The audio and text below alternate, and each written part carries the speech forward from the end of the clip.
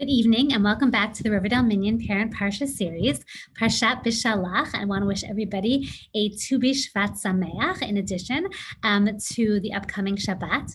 I wanted to share one quick parenting tip on the go, and it's related to eating. So for those of you who don't know, I have a specialty in eating disorders. It's been a specialty of mine since graduate school. I treat people with anorexia, bulimia, binge eating disorder, and I work with adults and I work with teenagers. And I was recently on a podcast, and the person who was interviewing me, Dr. Nady Fox, said to me, "Tell me about your Shabbos cereal deal," because it seemed to have taken on something that I've become, I wouldn't say famous for, but I guess known for, in that I have a very strong opinion about Shabbos cereals, or the notion of Shabbos cereals. And I want to just give a quick little background about them and frame it in terms of how we think about food in general, in terms of our children, in terms of ourselves. So one of the things we want to be aiming for is the idea of moderation, right? We come to the table hungry, we leave the table full, and we're able to enjoy everything that we have in this world and that God has given us in moderation. And so one of the things that we want to avoid doing is creating scenarios in which the lack of something or something is completely taken away from us and there's nothing available. Because when there's nothing available, when it becomes available again, we're more likely to binge eat on it or overeat past our hunger cues because we're so fearful that it will never come again. And so if that item appears and it's something that either I don't allow myself or is not allowed to me, that therefore I will consume copious amounts of it in one sitting because I'm fearful that it will never come back again. And so this plays itself out oftentimes when you hear about people who are on diets instead of engaging in moderate eating. And that's not to say that there aren't periods of time in people's lives where they need to maybe think about how thoughtfully they're eating and think about the ways in which they're eating. And just because we eat in a moderate way and we think about the fact that all foods are okay doesn't necessarily mean that all foods are okay every single time of the day at every single hour of the day. And I think sometimes people hear me say this and they're like, "Are you telling me that I should let myself or let my kids eat donuts for breakfast, lunch, dinner, and 2 snacks?" And I'm like, no, that's not what I'm saying at all. But what I am saying is that there should never be a food category that's completely off the table. And that sometimes by relegating a certain thing to one particular day instead of actually helping our children learn how to moderate and regulate it, we're actually creating up a scenario in which they will struggle for their lifetime with this back and forth of, I'm dieting, I'm not dieting, I'm dieting, I'm not dieting, instead of thinking about food and eating and exercise in terms of healthy habits in moderation, and one thing not being equal to the other and one thing not necessarily needing to compensate for the other. And so one of the things that I always use as my classic example of this is Shabbos cereals. That in my home, growing up as a child, but also in my home today, we don't believe in Shabbos cereals. My children can go into the pantry and they will find for themselves Fruity Pebbles alongside Honey Nut Cheerios, alongside Rice Krispies, alongside Cinnamon Toast Crunch, and it's available to them all week long. And one of the things that I have found, both research and clinical and anecdotally in my own home, is that when children don't feel like something's like a commodity, they're less inclined to eat copious amounts of it. They're more inclined to have a serving and a half for breakfast, versus people who only have it available to them on Shabbos oftentimes feel like they have to inhale it because they're never getting it again. And what actually ends up happening is the reverse, that kids are more likely to follow the food that sounds good for them, and not necessarily that they're always going to necessarily go for the Cocoa Puffs or the Rice Krispies, not one, not the other, but they'll actually intermix them and interchange them because we haven't necessarily sent the message that Cocoa Puffs is something special and yummy and Rice Krispies is something that's not particularly yummy. What we've actually just said is these are lots of different cereals and different people have different taste buds and they're all nutritious. And the most important thing is to be able to eat them in moderation.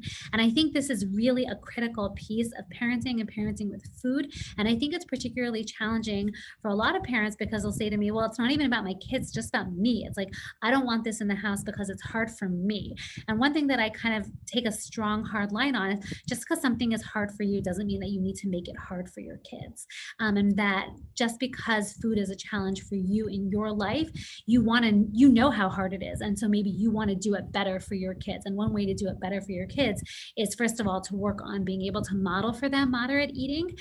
So I always tell people, like, if you never have desserts, your kids never see you eat desserts, or your kids only see you eat desserts in copious amounts, neither of those things are particularly healthy, because you're actually not teaching them that they can eat something in moderation, that they can walk to the table hungry, leave the table full, and engage in all different types of foods. And not one food is good and one food is bad, but we actually need all those foods, right? Like I tell people, if you only ate carrots, it would be equally unhealthy as if you only ate cookies. And there are people who only eat carrots, and there are only people who only eat, 3 cookies their whole day, and they both have anorexia, and where they both have dysfunctional relationships with food. And we want food to be something that we have a healthy relationship with, our children have a healthy relationship with. And I think really trying to take in the message of moderation and at like an even keeled pace, and nothing has to be on an extreme level. Which is interesting that it kind of actually brings me to this week's Parsha in a very strange way. I was thinking about food and moderation. I was thinking about, people were talking about it this week. And one thing, beautiful idea that I read that I think just kind of, you could put in your back pocket. It might relate to the parenting tip for you of the week. It might not relate to the parenting tip for you for the week. But Rav Meidan has an article called The Almond Tree. You can look it up online at the virtual Beit Midrash for Gush Etzion. I recommend it to everybody because the article is so much better than I'm going to do it justice right now. And he basically talks about the fact that the stick, the mateh, which plays a primary role in this week's parasha as it's put into the water and the sea splits, this stick is used interchangeably. It's Moshe's rod, it's Aharon's rod, and we're not even exactly told what this rod is until much later in Sefer Bamidbar, where we find out that this stick is from an almond branch and it actually sprouts almonds. And one of the things that's actually fascinating and dovetails with Tu B'Shvat, which we are celebrating this evening, is that the almond tree is one of the few trees that actually sprouts and grows earlier, about 2 months earlier than all the other trees. It's one of the first trees to blossom, and it blossoms in Shvat. Interestingly enough, 2 months before, right, because we're coming up on Nisan, and when we start the month of Nisan, we start to be able to make a bracha on new trees that we see growing flowers and fruit. So the almond tree actually predates that, right? But it's also one of the first trees, actually, interestingly enough, to also die. Its life is about 20 to 23 days. And so it's actually shorter. So it kind of has like a very early burst, but then kind of peters out equally as well. And it's interesting to think about that the whole story of the mateh and the story of Moshe, to some degree, Rav Meidan points out, and he does it in like the most beautiful, wonderful way. And I really encourage, again, everybody to go look at the article, is the fact that everything happens b'chipazon, with rush, with intensity, right? Hashem took us out of Mitzrayim fast. We went out of Mitzrayim early. Everything happens in a very fastidious, rapid pace. And that is the story of the Shkedia. That's a story of the Mateh. Interestingly enough, one of the things that actually Rav Meidan points out as he goes through and talks about the water and Moshe hitting the stick, that hitting the rock, and the water not coming out fast enough for him, this idea that Moshe himself was raised in a culture in terms of his relationship to some degree with Hashem and Bnei Yisrael that was fast. There was a geula, a redemption that was fast and intense. And while there are wonderful benefits to it, it's not necessarily sustainable as a lifelong pattern. And that perhaps that was part of what was going on when we talk about the fact that Moshe may not have been a leader who was able to lead them into Eretz Yisrael, because the world of Eretz Yisrael and future geulot that we go through are actually at a much slower pace. And in fact, in Yirmiyahu, where we talk about this idea about the future geula, it says specifically, Ki lo b'chipazon tetzu. You're not going to go out with the same fast pace that you went out in terms of Mitzrayim. The next geula will be slow and steady. It's going to be in moderation. It's going to come little by little by little.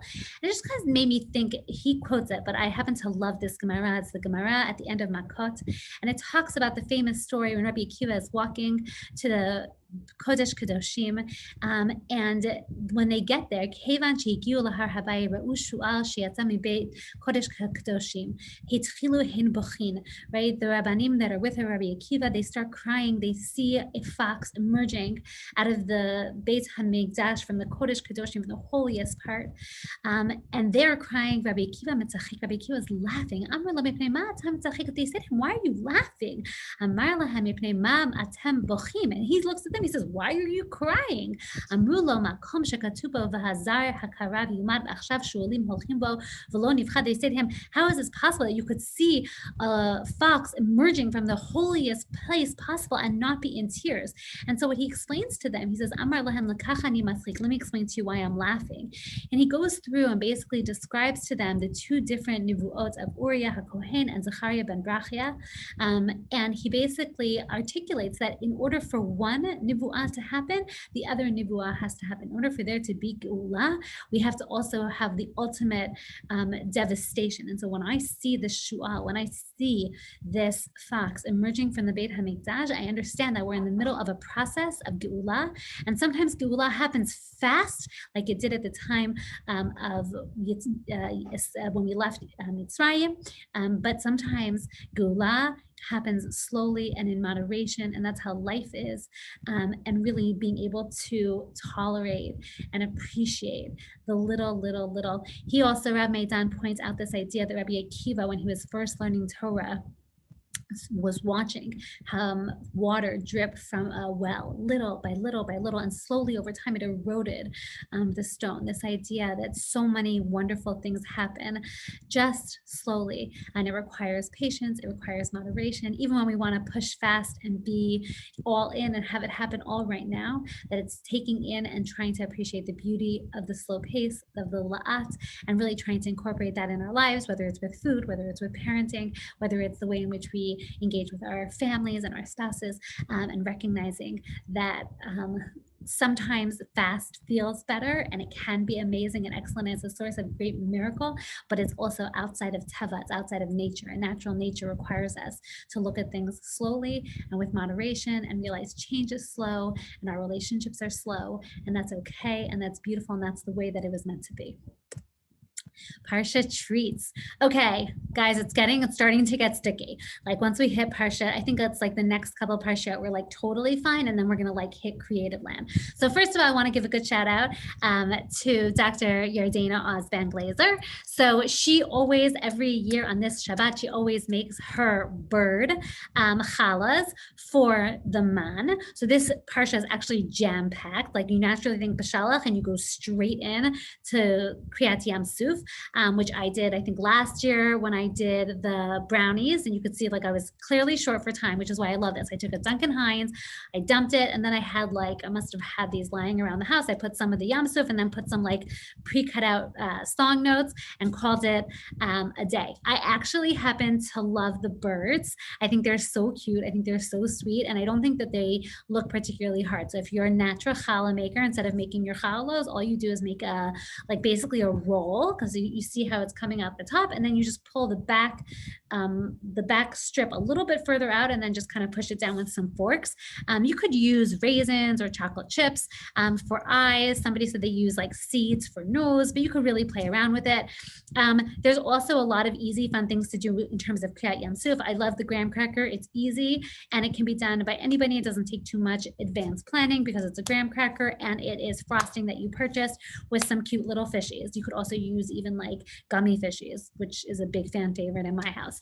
We also have in this week's Parsha the introduction of the pillar of fire and the clouds that lead Bnei Yisrael during the day and at night. This is looking not too hard as well. Basically, what I think happened here was that they took pretzel rods, they dipped it in melted chocolate, take a bag of chocolate chips, dump, dip your pretzels in, and then rolled it in marshmallows for your cloud. And then I imagine that for the pillar of fire, it looks like it is fruit roll-up.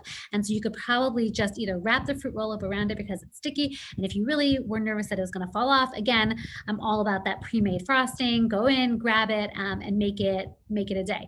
I like this bun cake. I think it's awesome. I think it's easy in theory because you could just make a regular bun cake, do a regular solid icing, take out a chunk of it, it. If you really wanted to, you could take that chunk out and make cake balls with it, which is super easy. I can give you very clear instructions. Send me a message, happy to help. And then bought like blue strips, and then you have them going through the Yam Suf, like totally awesome and lovely. Cupcakes are just like a fun thing. I really think there's a lot of extra fun things you could do. Like you could try to figure out hands for the story about Malek. You could also try to figure out something with Shabbat, because we actually get Shabbat in this week's Parsha as well, the first introduction to Shabbat. So there's a lot of fun things you could actually literally just make challah and put it on each kid's plate. There's also the story of Amalek in this week's Parsha. There's also an allusion to the Gemara's discussion about the inclusion of Megillat Esther into the canon.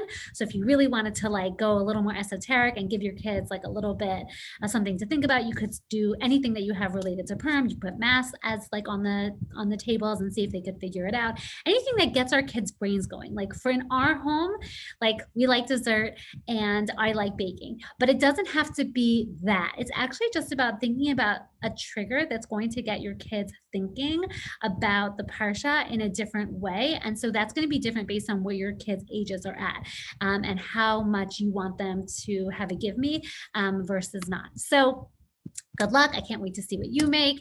I will post what I make, and I look forward to hearing all your thoughts. Shabbat Shalom. Have a great Shabbat, and Tu B'Shvat Sameach. Enjoy.